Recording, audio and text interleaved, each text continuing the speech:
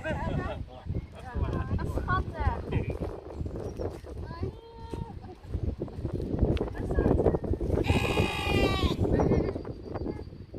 miền Sài là phải say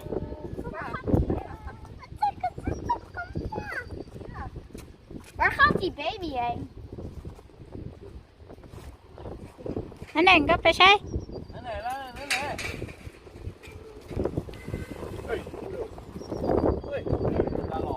Waar gaat die baby heen? Die ben je wel op gaan gaan.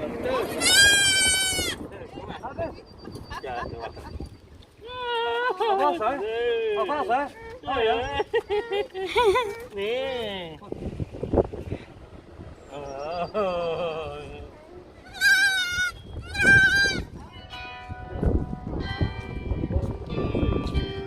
Cháu. Không cục này. phải say mang con gì phải say mà cái chơi bà mua mua rồi anh này nó nè phải Mới là đến đó mà. chị đó mà chị đó nữa nó mà Đến đó mà.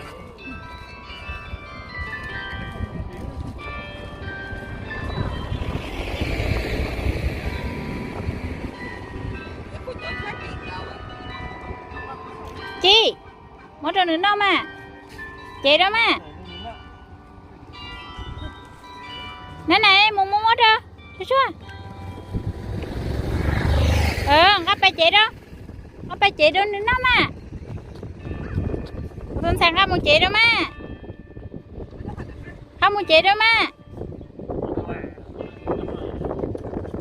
không mua mà có xe được thật thò đấy chị đâu có xe được thật thò rồi chưa thế này ngắp bay chưa của tôi sang ngắp bay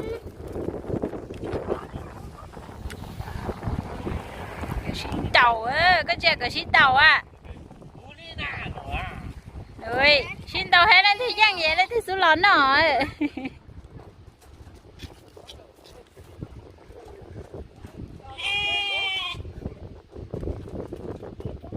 cho mình nhớ cho các tôi say treo nhớ chị sao tôi cái đấy chỉ tôi cho chị họ chỉ chạy thế đây phải say chưa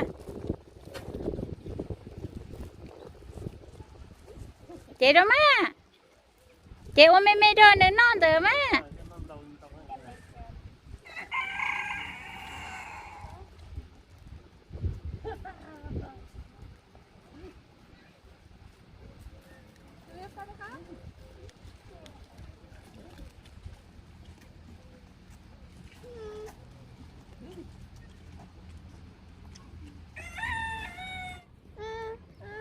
mình lên xe đó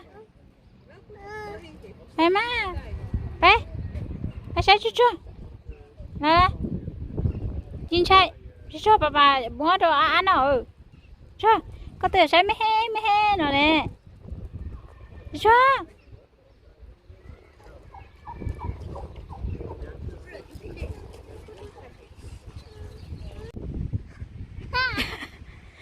con đòi cái ở chân nó to đấy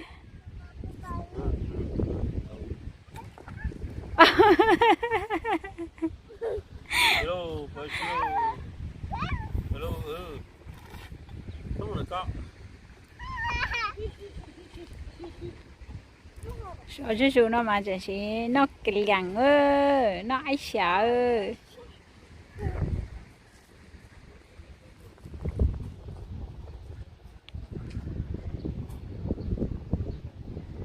thì nó mà tốt cho mà chỉ sang liền dây dụ lên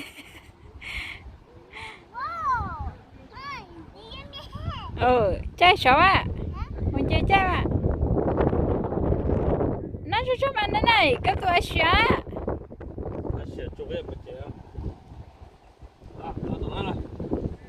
bye bye cái cha đuôi bye bye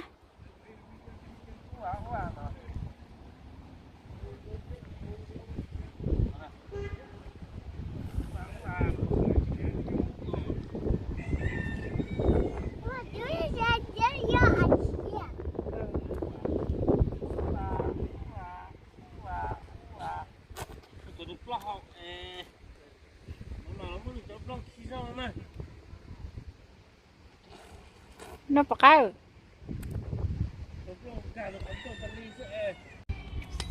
Nó cho.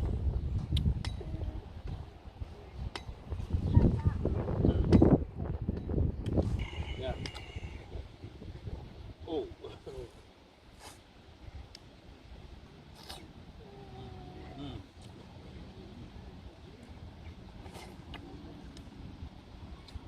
bột dẻ con nè chị dẻ đó Nó có thứ cao.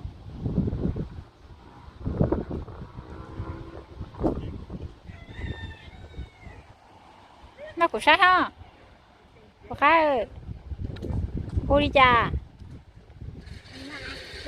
cái này sẽ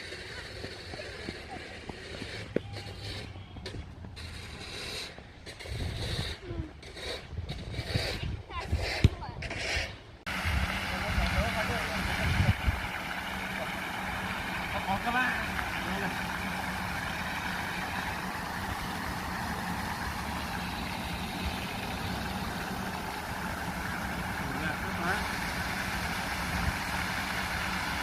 đâu đây nào chẳng có cái xe nó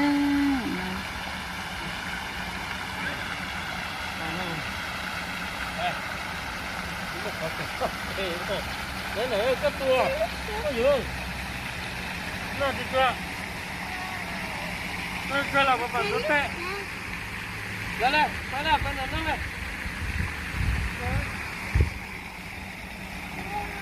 alo ở trong đó Tập trung của con đi.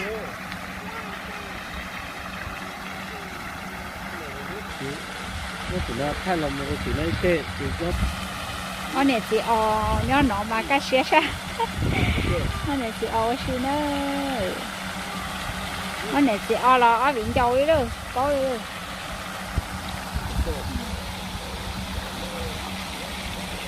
này cho ba rồi đúng coi nó sẽ tỉnh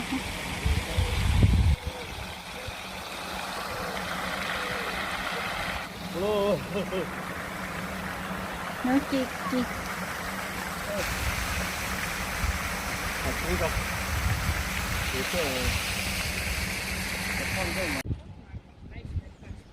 sao một đen sợ tới gì sao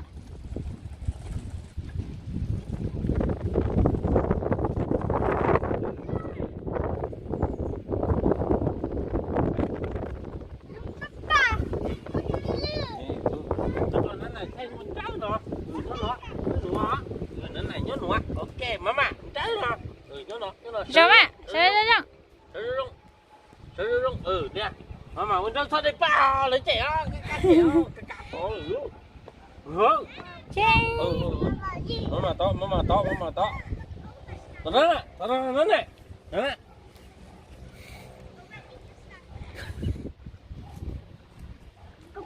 ba nó xong có thì lòng có gì có sọc phăng đâu cái hả có gì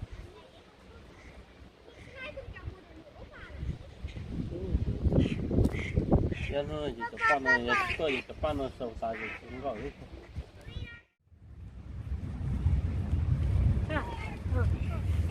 này nó mà nhớ tao nữa này một thảo tự ít tu làm gì hết